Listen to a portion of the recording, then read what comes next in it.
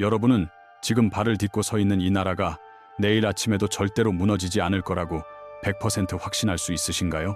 아침에 눈을 뜨면 은행은 당연히 문을 열고 편의점엔 물건이 가득하며 월급은 제 날짜에 들어올 거라고 믿고 계시겠죠.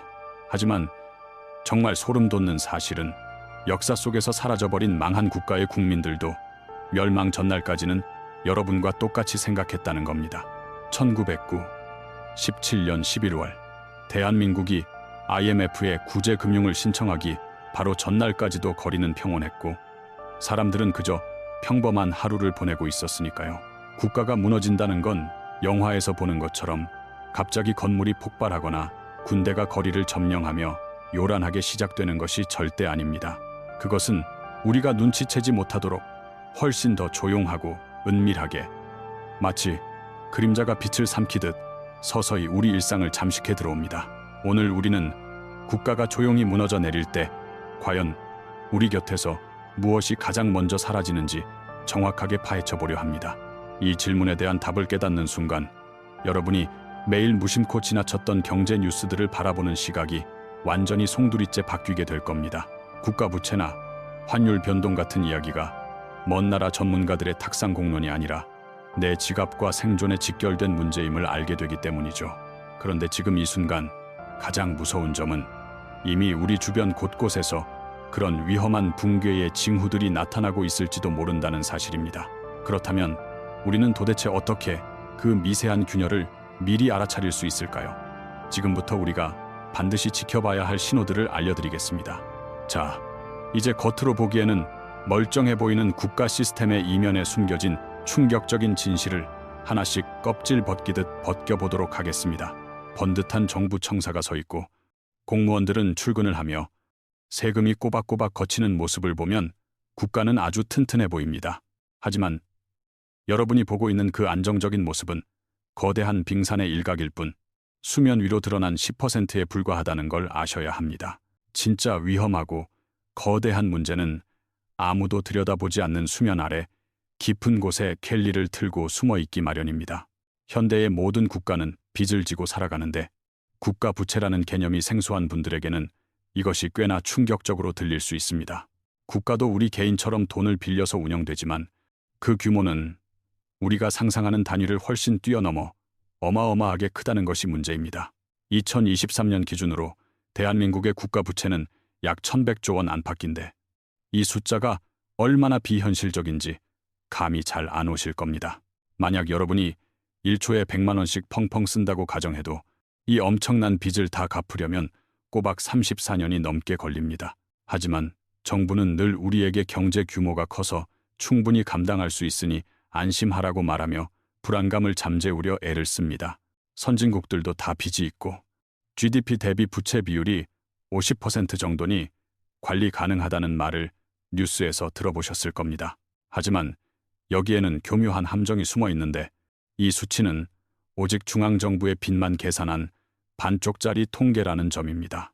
지방정부가 진 빚, 공기업이 진 빚, 그리고 각종 공공기관의 빚은 이 계산에서 쏙 빠져 있습니다. 더 심각한 건 숨겨진 빚, 즉 공무원 연금이나 국민연금처럼 미래에 반드시 지급해야 할 돈들도 계산에 없다는 사실이죠. 이런 숨겨진 빚까지 모두 합친다면 실제 국가 부채 규모는 3천조 원을 넘는다는 무시무시한 분석도 있습니다. 이게 피부로 와닿지 않으신다면 이렇게 생각해 보세요. 국민 한 명당이 400만 원이 넘는 빚을 지고 있는 셈입니다. 갓 태어난 아기부터 지팡이를 짚은 노인까지 대한민국 국민이라면 예외 없이 이 꼬리표가 붙어 있습니다. 만약 4인 가족이라면 우리 집 현관문 앞에 보이지 않는 빚이 약 1억 원이나 쌓여 있다는 뜻입니다. 그런데 정작 내 통장에 빚이 찍혀 있는 게 아니다 보니 대부분의 사람들은 이 사실을 까맣게 모른 채 살아가죠. 그렇다면 국가는 도대체 이 어마어마한 빚을 어떻게 갚으려고 하는 걸까요? 여기서부터 진짜 이야기가 시작되는데 국가가 빚을 갚는 방법은 놀랍게도 딱 3가지뿐입니다. 첫째는 세금을 더 걷는 것, 둘째는 돈을 더 찍어내는 것, 셋째는 또 다른 빚을 내서 빚을 갚는 것입니다.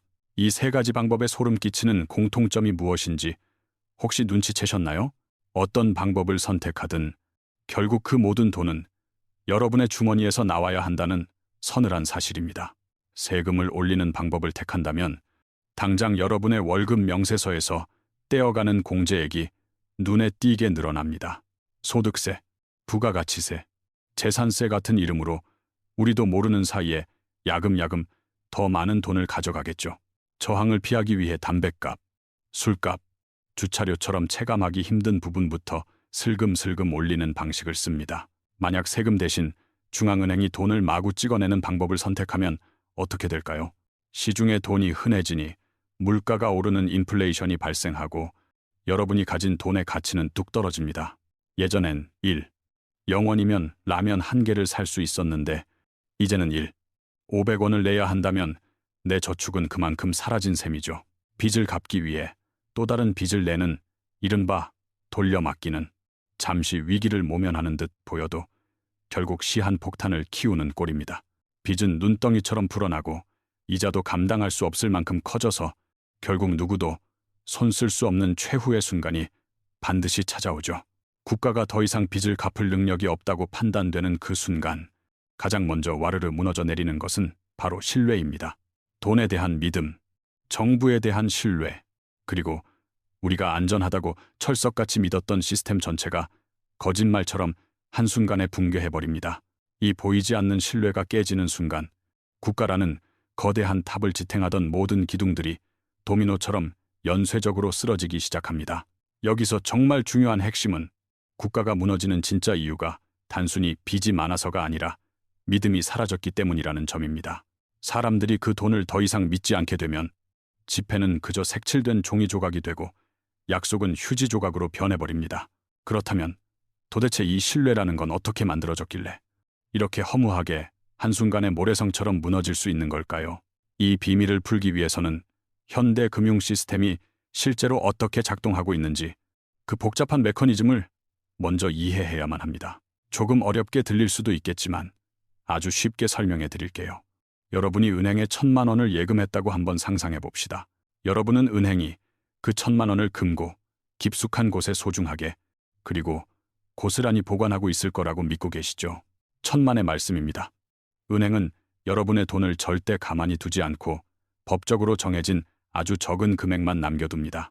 지급준비율이라는 명목으로 최소한의 돈만 금고에 남기고 나머지 대부분의 돈은 다른 사람들에게 대출해주며 굴리기 시작하죠. 대출받은 사람은 그 돈으로 집을 사거나 사업을 하고 그 돈은 돌고 돌아 또다시 다른 은행의 계좌로 들어갑니다. 돈을 받은 그 은행 역시 마찬가지로 규정된 일부만 남기고 또 다른 누군가에게 대출을 해주며 돈을 불려나갑니다. 이런 과정을 계속 반복하면서 처음에 있었던 1,000만 원이라는 실물은 시스템 안에서 마치 마법처럼 몇 배로 뻥튀기 됩니다. 이것이 바로 부분 지급 준비 제도라는 것인데 쉽게 말해 은행은 실제 돈의 아주 일부분만 가지고 장사를 한다는 뜻입니다. 정말 마법 같은 효율적인 시스템이지만 여기에는 아주 치명적이고 절대적인 전제 조건이 딱 하나 붙어 있습니다. 바로 예금한 사람들이 동시에 은행으로 달려가서 내 돈을 내놓으라고 요구하지 않아야 한다는 믿음 하나뿐입니다. 만약 어느 날 갑자기 불안감을 느낀 모든 사람들이 한꺼번에 은행 창구로 몰려가 돈을 찾으려 한다면 무슨 일이 벌어질까요? 은행은 실제로 그 많은 돈을 금고에 가지고 있지 않기 때문에 몰려든 사람들에게 줄 돈이 없어 문을 닫아야 합니다. 이것을 바로 뱅크런이라고 부르는데 멀쩡하던 은행이 하루아침에 파산에 이르게 되는 가장 빠르고 확실한 방법입니다. 그런데 여기서 더 소름 돋는 사실은 이것이 비단 은행만의 문제가 아니라 국가 전체가 이 시스템 위에 서 있다는 겁니다. 정부도, 거대 기업도, 그리고 우리 가정의 가계 경제도 모두 미래에 들어올 돈을 미리 당겼으며 살아가고 있습니다.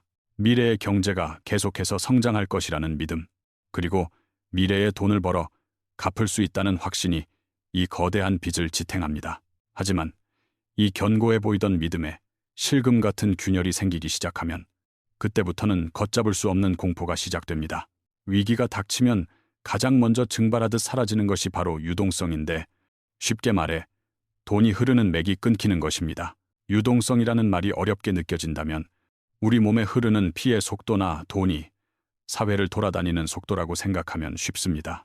경제가 건강할 때는 돈이 아주 빠르게 손에서 손으로 이동하며 사회 곳곳에 활력을 불어넣고 성장을 촉진합니다. 회사가 직원에게 월급을 주면 직원은 그 돈으로 물건을 사고 가게 주인은 다시 그 돈으로 물건을 채워 넣는 선순환이 돌죠. 그런데 위기의 징조가 보이면 사람들은 본능적으로 지갑을 닫고 돈을 쓰지 않기 시작하며 흐름을 막습니다. 앞으로 상황이 어떻게 나빠질지 모르니 일단 현금을 움켜쥐고 최대한 아껴야겠다고 생각하며 방어적으로 변하는 것입니다. 기업들도 마찬가지로 공장 가동을 줄이고 새로운 투자를 전면 중단하며 사람을 뽑지 않고 비용 절감에 들어갑니다. 은행은 돈을 빌려줬다가 떼일까봐 두려워 대출 수도꼭지를 잠그고 시중에는 돈 구하기가 하늘의 별 따기가 됩니다. 이렇게 되면 경제 전체에 피가 돌지 않아 돈이 마르기 시작하는데 마치 비옥했던 땅이 순식간에 사막으로 변하는 것과 같습니다. 아무리 세상에 찍어낸 돈이 많아도 그 돈이 돌지 않고 금고 속에 갇혀 있으면 경제의 심장은 멈춰버리고 맙니다.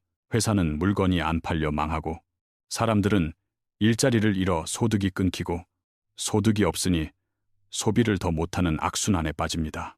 이것이 바로 경제가 멈추는 죽음의 소용돌이이며 한번 시작되면 웬만한 처방으로는 멈추기 힘든 가속도가 붙습니다. 우리가 겪었던 1997년 IMF 외환 위기 때의 상황이 정확히 이랬습니다. 모든 것이 얼어붙고 돈맥경화가 왔었죠. 당시 우리나라의 외환 보유고는 바닥을 드러냈고 낌새를 챈 외국인 투자자들은 썰물처럼 한국에서 돈을 빼가기 시작했습니다. 기아, 한보, 쌍용 같은 거대 기업들이 도미노처럼 쓰러졌고 대우그룹마저 워크아웃에 들어가는 충격적인 일이 벌어졌습니다. 사이트 74, 75.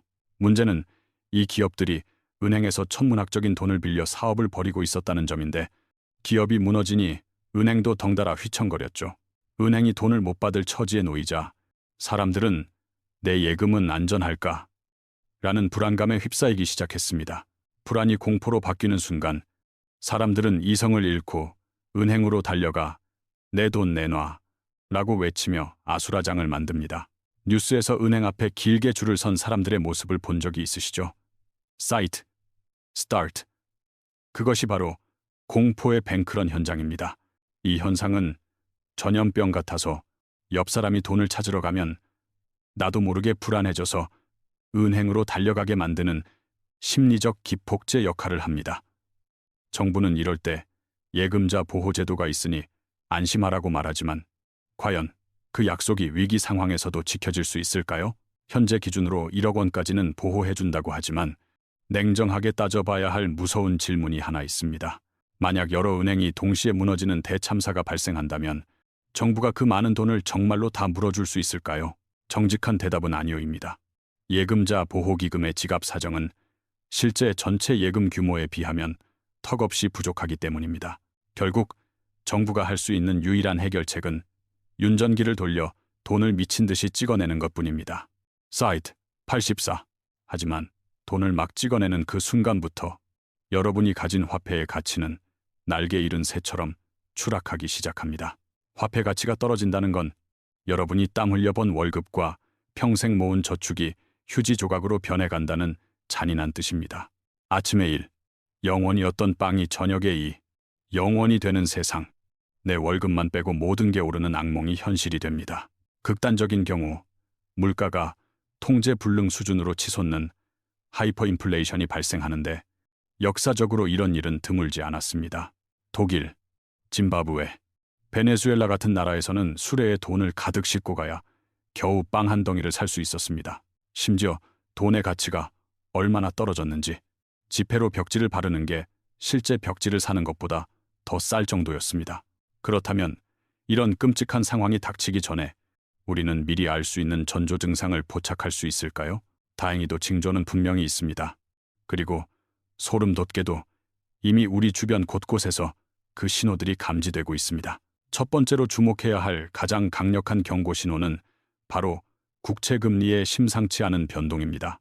국채란 쉽게 말해 정부가 빌리는 돈인데 이 국채금리가 오른다는 건 정부를 믿는 사람이 줄어들고 있다는 뜻입니다.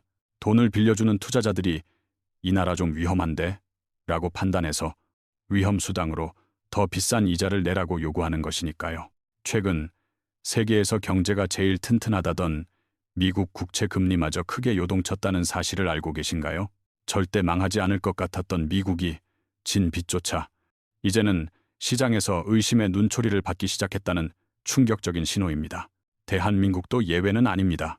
우리 국채 금리 역시 최근 몇 년간 롤러코스터를 타듯 불안하게 움직이고 있습니다.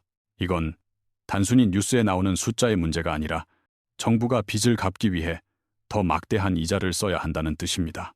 늘어난 이자를 메우려면 정부는 결국 세금을 더 걷거나 국민에게 써야 할 꼭 필요한 복지 예산을 줄일 수밖에 없습니다.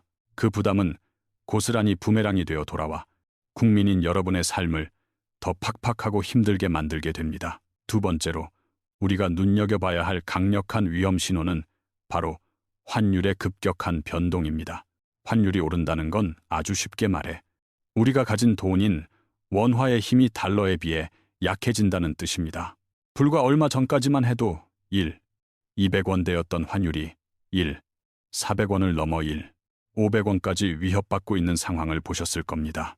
우리나라는 석유, 가스, 밀가루 같은 생존 필수 자원을 대부분 해외에서 달러를 주고 사오는 나라입니다. 환율이 오르면 수입 물가가 덩달아 미친 듯이 뛰고 이는 곧장 여러분의 장바구니 물가 폭등으로 이어집니다. 월급은 그대로인데 나가는 돈만 많아지니 사실상 여러분은 가만히 앉아서 매달 더 가난해지고 있는 셈입니다. 세 번째 징조는 많은 분들이 애써 믿고 싶어하지 않는 불편한 진실, 바로 부동산 시장의 불안정입니다. 대한민국에는 부동산 불패, 즉 땅과 집값은 절대로 떨어지지 않는다는 강력하고 오래된 믿음이 존재합니다. 하지만 역사를 보면 이것은 위험한 착각입니다. 이웃나라 일본은 버블 붕괴 후 집값이 고점 대비 70%나 폭락했습니다. 그 후로 무려 30년이 넘는 세월 동안 집값은 회복하지 못했고 일본 경제는 잃어버린 30년을 겪어야 했죠. 미국 역시 2008년 집값이 영원히 오를 거라 믿었던 사람들이 빚을 감당 못해 무너지며 전 세계 금융위기가 터졌습니다. 지금 대한민국 부동산 시장도 엄청난 가계부채라는 시한폭탄 위에 위태롭게 서 있다는 사실을 직시해야 합니다. 네 번째 징조는 바로 기업들이 줄줄이 무너지는 연쇄부도의 공포입니다. 경제가 어려워지면 가장 먼저 타격을 입는 곳은 빚더미 위에 앉아있는 기업들입니다. 이자율이 오르면 기업들은 감당할 수 없는 이자 부담에 짓눌려 결국 항복하고 무너져 내리기 시작합니다. 거대 기업 하나가 쓰러지면 그와 연결된 수많은 납품업체와 하청업체들도 도미노처럼 연쇄적으로 쓰러집니다. 직원들은 하루아침에 일자리를 잃고 이런 충격이 반복되면 경제 전체가 휘청거리며 멈춰서게 됩니다. 그런데 정말로 끔찍한 사실은 이 모든 네 가지 징조들이 동시다발적으로 한꺼번에 터질 때가 있다는 것입니다. 문제 하나하나는 어떻게든 막을 수 있을지 몰라도 모든 둑이 동시에 터지면 아무리 강한 나라도 견딜 재간이 없습니다. 2008년 금융위기가 딱 그랬습니다. 처음엔 미국의 일부 저소득층이 주택대출을 못 갚는 작은 문제로 시작했죠. 별거 아닌 줄 알았던 불씨가 복잡한 금융상품을 타고 전 세계로 번져나가 거대한 산불이 되었습니다. 리먼 브라더스 같은 거대 은행이 무너지자 전 세계는 패닉에 빠졌고 금융 시스템은 마비되었습니다. 은행은 서로를 믿지 못해 돈을 빌려주지 않았고 기업은 돈을 구하지 못해 말라 죽었으며 주식시장은 바닥 없이 추락했습니다. 당시 각국 정부가 천문학적인 돈을 쏟아부어 겨우 시스템을 살려냈지만 그 대가로 막대한 국가 부채를 떠안게 되었습니다. 지금 우리는 그때보다 훨씬 더 위험한 벼랑 끝에 서 있습니다. 왜냐하면 그때 썼던 비상약들을 이미 다 써버렸기 때문입니다. 금리는 이미 바닥권이었고 정부는 이미 빚더미에 앉아 있어서 더 이상 쓸 수 있는 카드가 거의 남아있지 않습니다. 다음 위기가 닥치면 우리를 구해줄 안전장치가 사실상 없다는 뜻이나 다름없습니다. 그래도 정부나 중앙은행이 어떻게든 해주겠지라고 막연히 기대하시나요?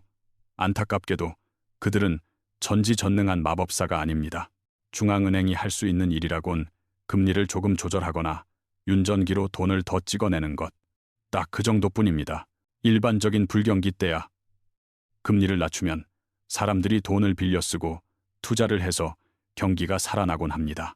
하지만 시스템 자체가 붕괴하는 상황에서는 금리를 아무리 낮춰도 백약이 무효한 상황이 벌어집니다. 당장 내일이 어떻게 될지 모르는데 이자가 싸다고 덥석 빚을 내서 소비를 하거나 투자를 할 사람은 아무도 없으니까요. 돈을 찍어내는 것도 한계가 있는데 신뢰가 깨지면 아무리 많은 돈도 그저 색칠한 종이 조각에 불과해지기 때문입니다. 베네수엘라를 보세요. 정부가 미친 듯이 돈을 찍어냈지만 경제는 살아나기는커녕 더 깊은 나락으로 떨어졌습니다. 물가 상승률이 수백만 %에 달하는 하이퍼 인플레이션 속에서 사람들은 먹을 것이 없어 쓰레기통을 뒤져야 했습니다.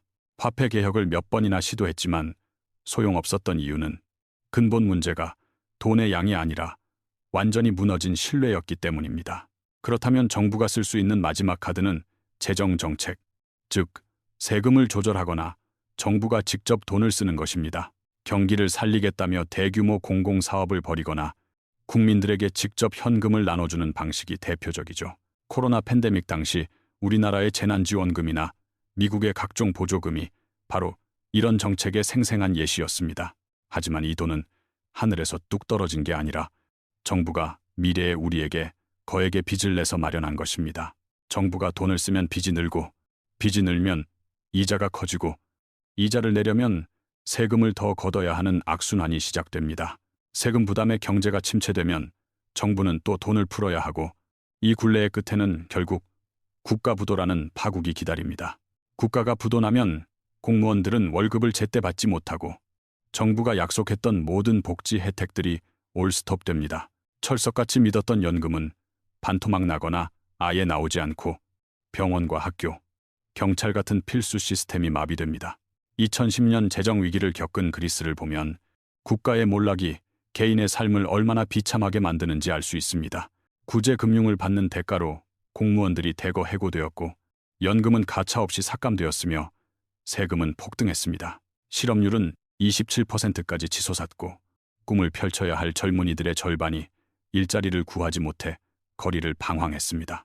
더 무서운 건 사회 전체가 흔들리며 범죄율과 자살률이 급증하고 기본적인 안전망이 완전히 사라졌다는 점입니다. 병원에 약이 없어서 환자들이 치료를 받지 못해 죽어가는 현대 사회라고 믿기 힘든 일들이 실제로 벌어졌습니다. 그런데 여기서 가장 소름 돋는 사실은 이 모든 붕괴가 우리가 예상하는 것보다 훨씬 더 빠르게 닥친다는 것입니다. 그리스도 위기가 터지기 직전까지는 사람들이 카페에서 커피를 마시며 평범하고 평온한 일상을 보내고 있었습니다. 전문가들이 TV에 나와 문제없다고 안심시키던 그 순간에도 멸망의 위기는 이미 문 바로 앞까지 와 있었던 겁니다. 이제 우리는 국가가 무너질 때 무엇이 가장 먼저 사라지는가 라는 질문에 대한 답을 압니다. 바로 여러분의 선택권입니다. 돈의 가치가 사라져 물건을 못 사고 병원이 멈춰 치료를 못 받으며 미래를 계획할 자유조차 박탈당하게 됩니다. 그렇다면 이 악몽 속에서 살아남기 위해 당장 무엇을 해야 할까요? 복잡할 것 없이 딱 3가지만 기억하면 됩니다. 첫째는 자본의 방어입니다. 금융 전산망 마비를 대비해 비상시에 쓸 수 있는 실물 현금을 반드시 집에 확보해 두세요. 금리가 폭등하는 시기에 변동금리 대출을 안고 가는 건 자살 행위나 다름없으니 어떻게든 빚의 규모를 축소해야 합니다. 둘째는 생존 능력입니다.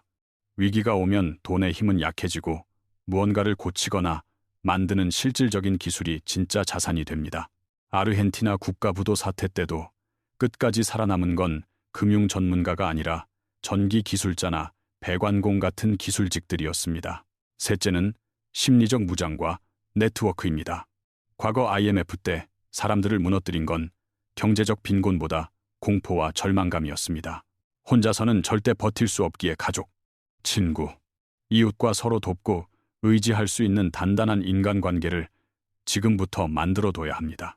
역사는 늘 반복됩니다. 로마 제국도, 대영 제국도, 그 어떤 위대한 강대국도 영원하지 않았고 언젠가는 쇠퇴했습니다. 하지만 위기는 곧 기회이기도 합니다.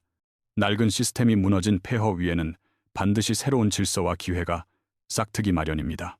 2008년 위기 속에서 암호화폐와 혁신적인 기술들이 탄생했듯 준비된 사람들은 혼란 속에서 오히려 부의 기회를 잡을 것입니다. 지금 여러분은 중요한 갈림길에 서 있습니다. 이 불편한 경고를 무시하고 어제와 똑같이 살 것인가? 아니면 지금부터 준비할 것인가? 세상은 여러분을 지켜주지 않습니다. 정부도, 은행도, 회사도 결정적인 순간에는 여러분의 안전을 책임져 주지 않습니다. 결국 나 자신과 소중한 내 가족을 지킬 수 있는 건 미리 깨어 있고 철저히 준비된 나 자신뿐이라는 냉혹한 현실을 직시하세요. 설령 최악의 위기가 오지 않는다 해도 빚을 줄이고 건강을 챙기며 기술을 익힌 여러분의 노력은 절대 배신하지 않습니다. 집에 불이 나지 않아도 화재 보험을 드는 마음으로 대비하세요. 그래야 막상 그날이 왔을 때 당황하지 않고 살아남을 수 있습니다. 아는 것이 힘입니다. 이제 여러분은 거대한 시스템의 약점을 알았고 스스로를 지키기 위해 어떻게 대비해야 하는지도 알게 되었습니다. 내일이 오늘보다 막연히 나아질 거라는 안일한 희망 대신 구체적인 준비와 행동으로 여러분의 운명을 스스로 개척하십시오. 준비된 자만이 살아남습니다. 부디 오늘 말씀드린 이 진실이 여러분의 미래를 지키는 가장 강력하고 튼튼한 방패가 되기를 바랍니다.